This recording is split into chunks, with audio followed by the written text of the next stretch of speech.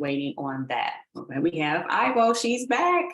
Welcome, Ivo. I just shared my me time really quickly. I jumped right in. So if you don't mind sharing yours in the chat. Oh, you're on camera? Oh, you want to talk today? Okay. You can share yours in the chat as I'm going on and on. I was just sharing that I did get my me time completed to turn in the paperwork to become a women-owned and minority-owned certified business in my state. And I'm just waiting on the approval to be returned to me. That's supposed to happen within a certain amount of days. So just waiting for that. In the meantime, I've got some new goals that weren't goals last week that I'll share at the end in part 3. And I shared that in part 2. I'm going to talk a little bit about the blog post from this week, as I tend to do. So I'm going to just look out for Ivo's wins in the chat. I hope everyone's doing well. I know the weather has been crazy around the country lately.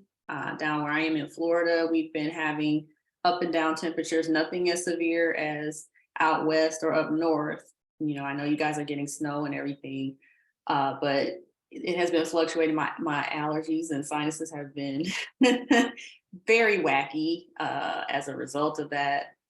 So just trying to hang in there, just waiting for that warm weather to finally break through, because, you know, that's kind of the incentive of living in the South, is the weather.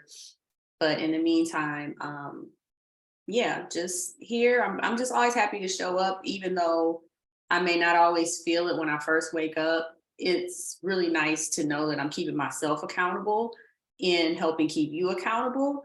And it's just a really good feeling when you keep showing up, because you're showing yourself that you believe in yourself and that you want better for yourself, and you just really want to be more consistent. And that's really good for your self-esteem, and it's just, you know, good for feeling good about yourself. All right. Okay, so Ivo's driving, so you're gonna have to text later. We'll share, you know, once we get past part 2, then we'll circle back and share your wins from last week. But I'm going to go ahead and get into what I want to talk about today, which is, and I'm always a little slow getting this part started. Okay. All right. So, hello, we did our intros and wins, kudos and support. So, congratulations to everyone who, oh, how about I'm not sharing the screen? Yeah, it's still morning. Give me 1 second. I got really excited and realized I wasn't even doing what I thought I was doing. Okay. Now here we go. All right. Intros and wins, kudos and support. So congratulations. I'm patting myself on the back for getting that task done that I had before me. And for anyone that's watching, pat on the back for you. Kudos for completing what you completed last week, whether it was something small or large. You got through it, you worked it out, and you're here. So that's always a good thing. And I also want to further encourage/educate you on a topic that is near and dear to my heart. And unfortunately, sometimes it's pretty misunderstood in the general community. And that is, drum roll, nonprofits. There's a lot of myth behind nonprofits and about the public sector that not everyone understands. I hear a lot of misinformation in regards to it. I have been a volunteer or an advisor, consultant, or coach in the nonprofit space for about 20 years or so. And it can be a little frustrating because it doesn't seem like it's getting that much better, but people continue to grow the sector day by day. I mean, not a day goes by, I'm sure, that multiple nonprofits are being established. The problem with that, though, is that when people aren't fully aware of what all of that entails, it can also lead to a lot of mismanagement and a lot of them failing simply because people weren't informed enough at the beginning, or once they started, they did not go and seek the information that was needed. So I talk about that this week in my blog because I truly believe that nonprofits, just like for-profit businesses and professionals, need consultants and coaches, um, because of all of the different moving parts of a nonprofit. There needs to be some guidance and some type of knowledge base outside of those who are contributing on the management side or the governance side. Some people don't even know there's two sides. So, that's one thing. I'm actually in the process of creating a model board member masterclass because of this, because I see so many faux pas in my service and in my advising that I just felt it would be very beneficial to have a go-to resource for people to access with a lot of great information that can help you be a good or better board member. Some people, you may be going into board service or curious about it and unsure and afraid to serve because you don't know what it really means. And some of you are just willy-nilly serving all over the place, not realizing how serious it is. There's a lot of fiduciary duty that comes along with serving on a nonprofit board. And there's just so many issues. I mean, I could talk about this literally all day. The course has 10 modules. I'm trying not to add more just because there's so much ground to cover on a topic like this. So I'm trying to really keep it as pared down as possible, but I definitely want it to be packed with great info. So be looking for that. That'll come in the meantime as far as what my goal is for the week. So stay tuned. But back to the nonprofits, there's just a lot of issues there. Anyone can start one. You don't have to necessarily be qualified in any kind of way, just like a business. However, the kind of downside of the nonprofit world is you're relying on the public to fund your idea most of the time. Not many people go into nonprofit formation with a lot of capital to run their programs, and it can be a little messy. And it's just not good form to show up in the community asking for dollars when you don't even have a clear program in mind, and you just have this nebulous, formless idea. I want to help the community. And that's great. I'm not, downing anyone's motivation to help.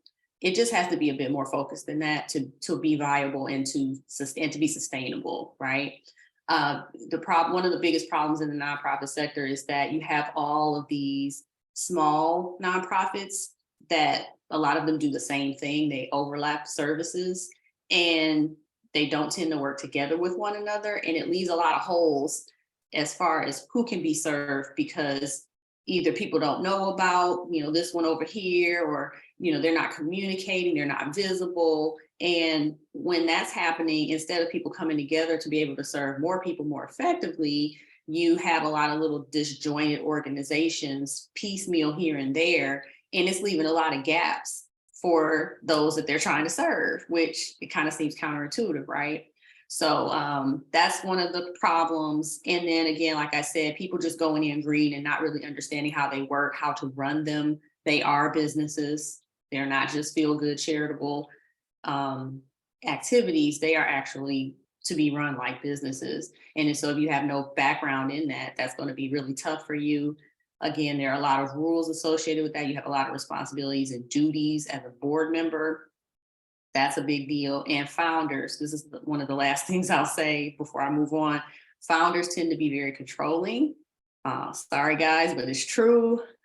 You have a great idea. It's your baby. It's your heart project, your passion, but you end up wanting to control it like you own it. And here's the fun fact. No one owns a nonprofit. Really, everyone owns it. It's the communities. It belongs to everyone, from stakeholders to those that are served, to those that serve in the organization, volunteer staff.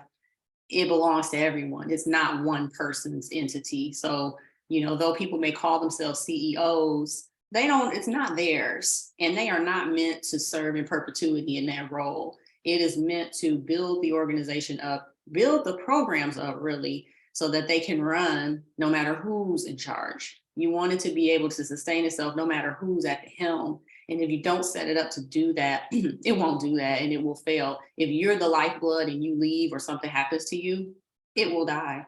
And that's not really the point in creating something like that. And I'm trying to help educate people more about that and give more insight on that. So if you check out this week's blog post, you'll learn a lot more on that. And then if you stay tuned for the course that's coming up, you'll learn a whole lot more about that.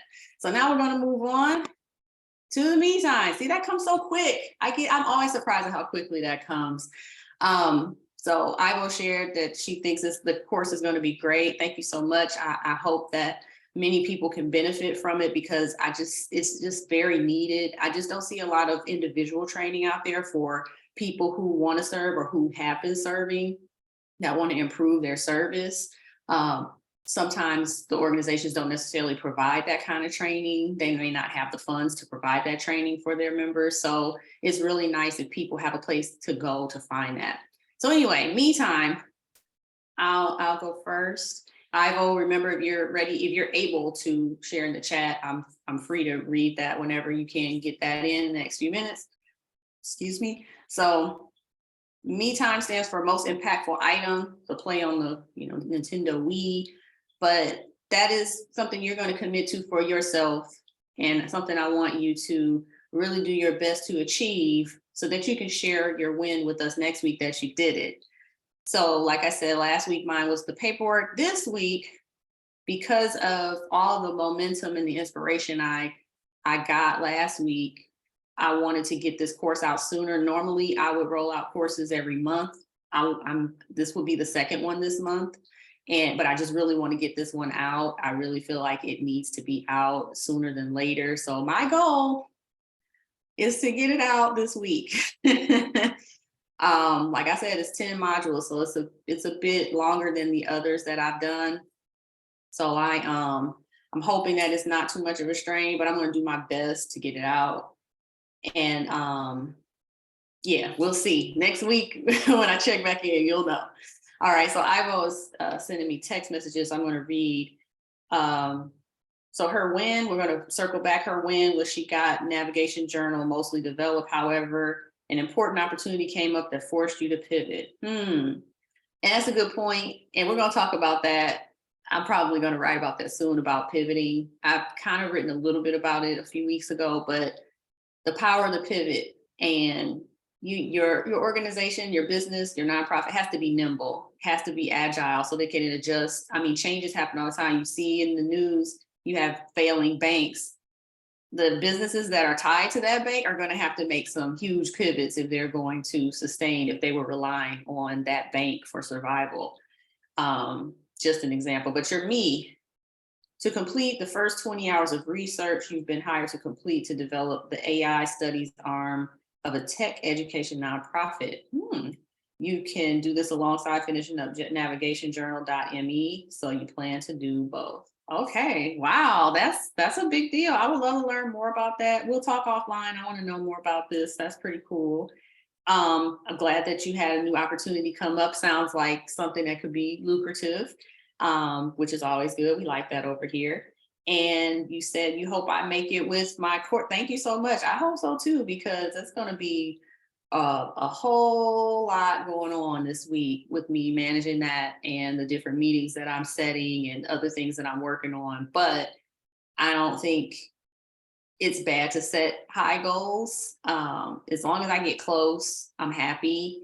And I'm pretty sure I can get this done in a week. I was really going to press myself for like 3 days, and I realized that was too ambitious. So I had to stretch it out a little bit. But that's just me. But you know what? We've come to the end of our time. And I just really want to thank everyone. I tend to forget this slide because I'm always rushing off. But I just want to thank everybody for tuning in, whether you're tuning in live or you're watching the recording. Just remember that everyone's approach to achieving goals is different. And I want you to take your time to find the best way. And I'm always here to help as a coach, as a consultant, and as a free resource here through the accountability call. I want to help you figure out how you can take the next steps in your professional journey if I can. And I'll be happy to do it. I'd love to meet more of you that are watching and following.